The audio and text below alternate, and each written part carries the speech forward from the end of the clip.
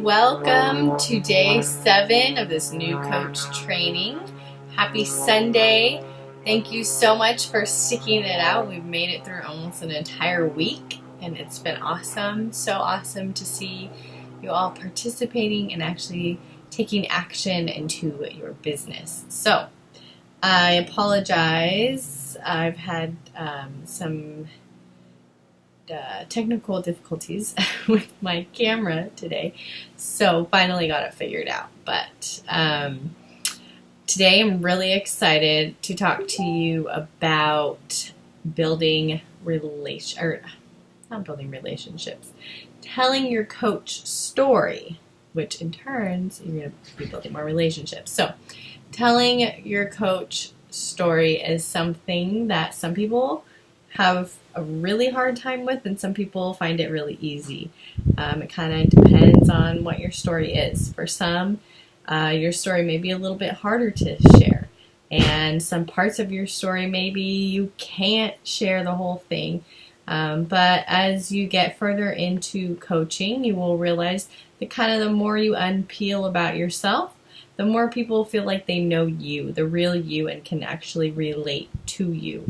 So in my opinion, there's not much that shouldn't be shared. I mean, obviously, if there's things for certain reasons, for the safety of others or whatever it is, you shouldn't share, then don't share that. But I mean, we all kind of have a past, and some, it may not be ideal, and we may not be proud of everything in our past, but a lot of times we can turn our mess into our message. And that to me has been a really powerful tool. Over the past year and a half, I've kind of slowly opened up more and more about my story. And I don't feel like I've fully 100% unveiled it, I guess, because I kind of have a lot to my story, I guess. I don't know about, to me, my upbringing. I was adopted. I was in college. I got myself into some trouble and kind of ran away from my problems, and then I came back, and then I got back into my church, and so there's just kind of a lot of different aspects to it, and so I've just kind of breadcrumb. You'll hear that term, and when you post, you kind of breadcrumb. Think of like a loaf of bread, and just the crumbs of it kind of all make up that one loaf. And so as you share parts of your story here and there, then eventually people feel like they see your whole story. So some parts are hard to share, but sometimes that's when we are the most vulnerable, is when people can relate the most. And so just think about that, and think about what kind of things that you feel comfortable off the bat that you can start sharing now. And then eventually you will feel more comfortable as you gain a bigger following and you have more trust in people, that they'll want to know more about just kind of who you are, where you came from, what brought you here. So I'm looking at my notes.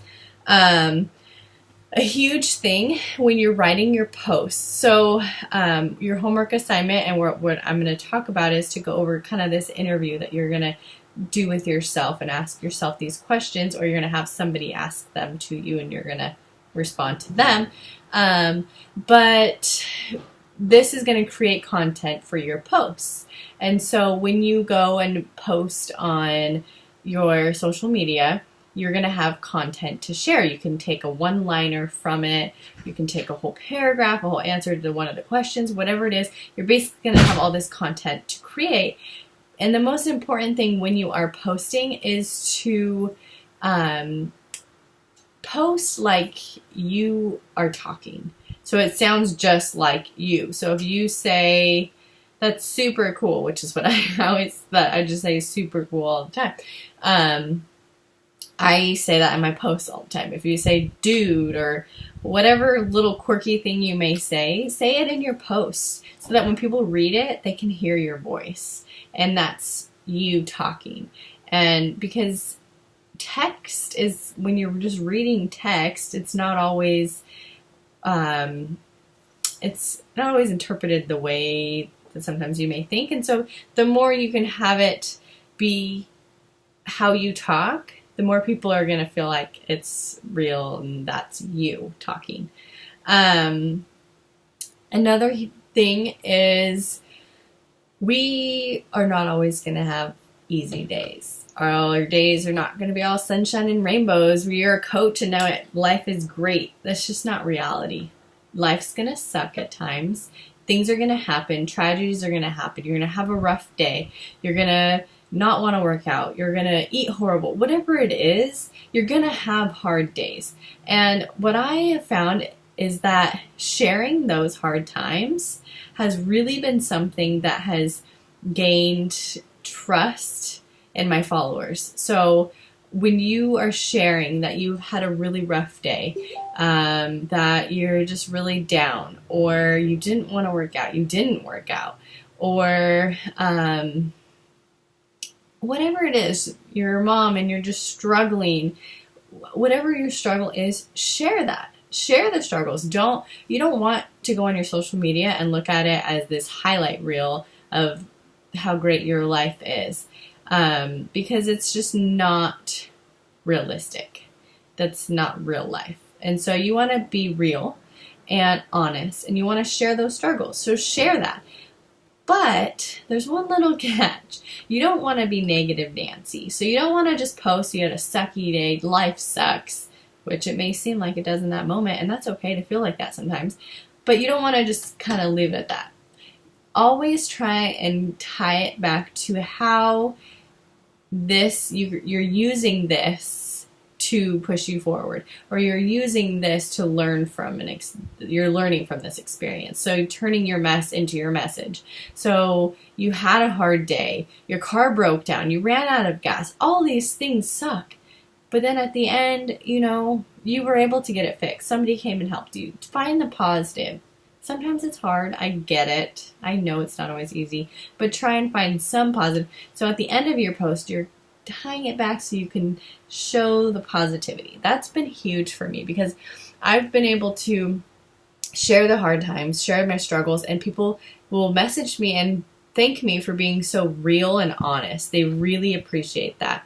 Because with social media, it's hard to really know if, I could look at so many people and think, oh my gosh, they have the perfect life.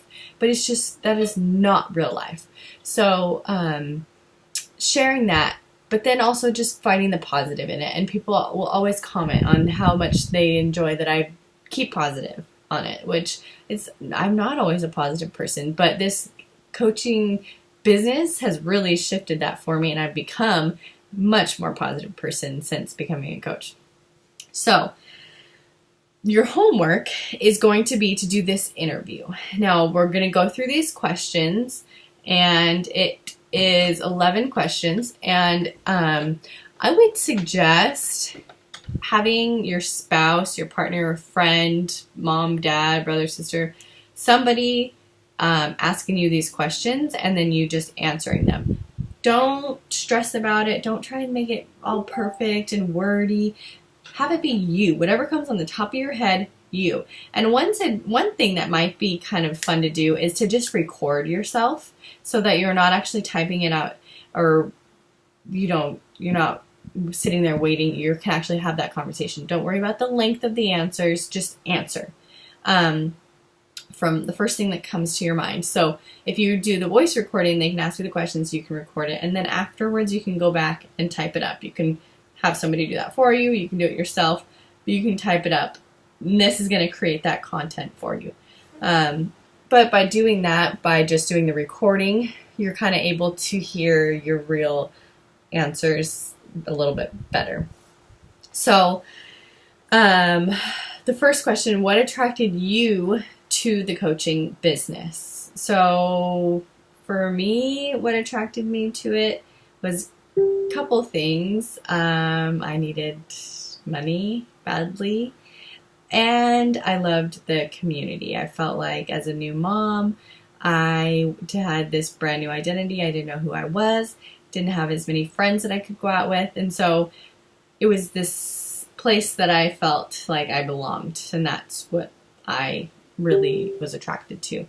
Number 2, describe the feeling you had in the pit of your stomach when you made that commitment to become a coach.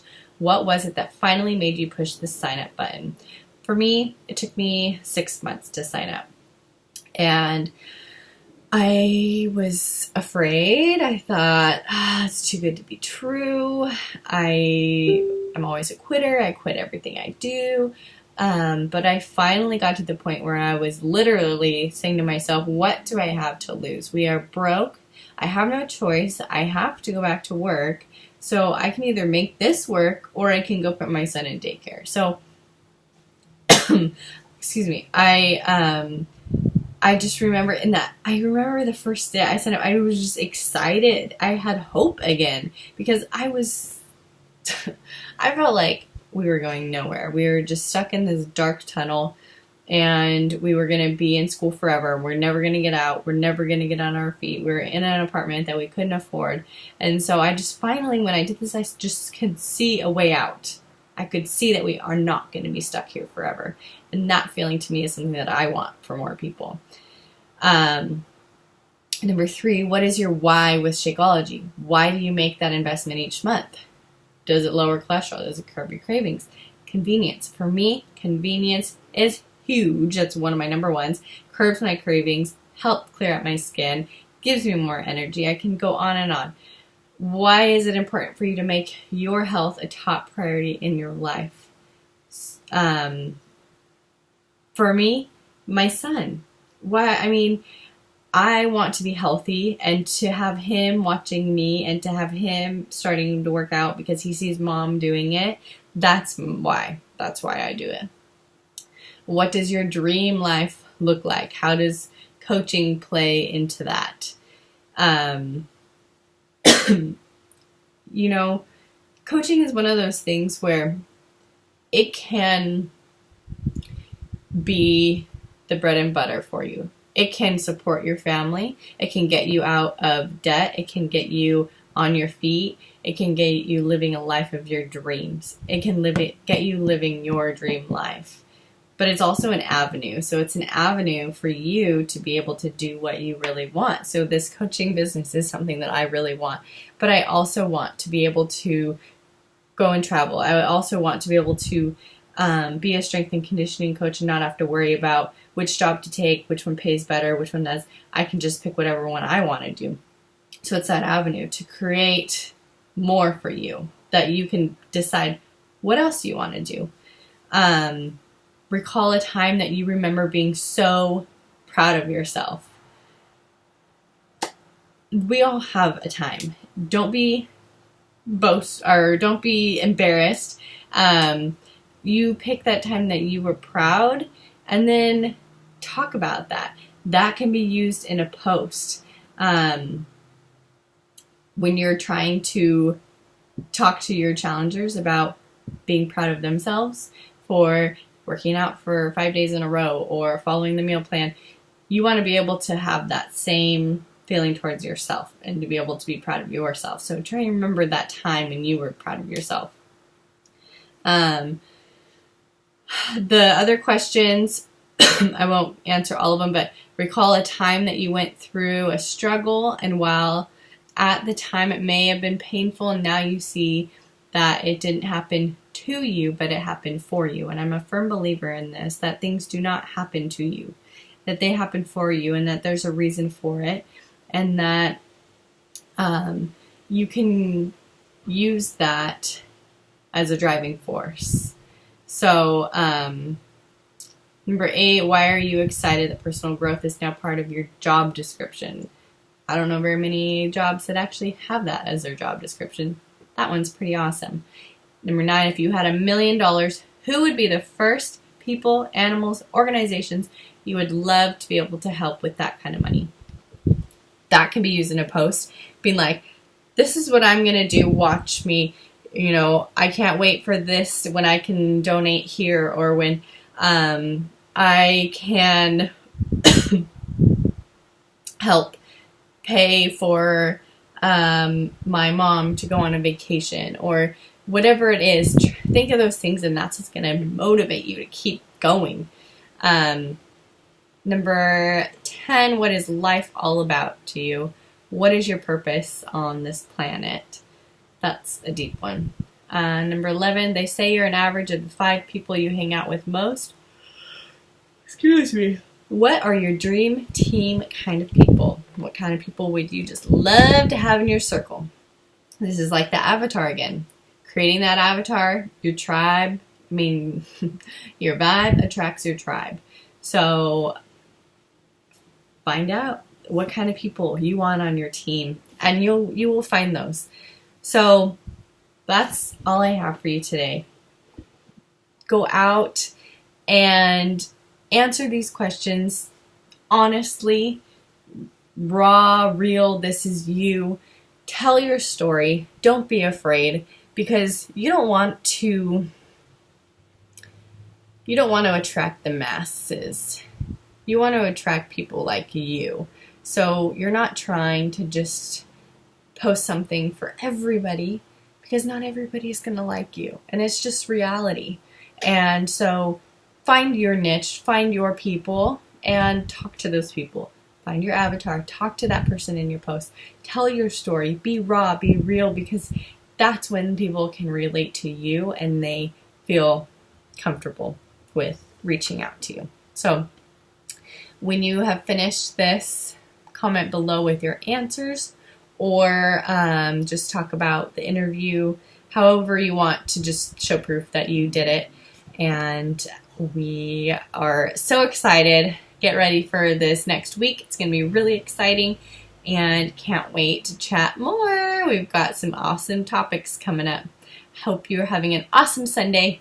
Enjoy!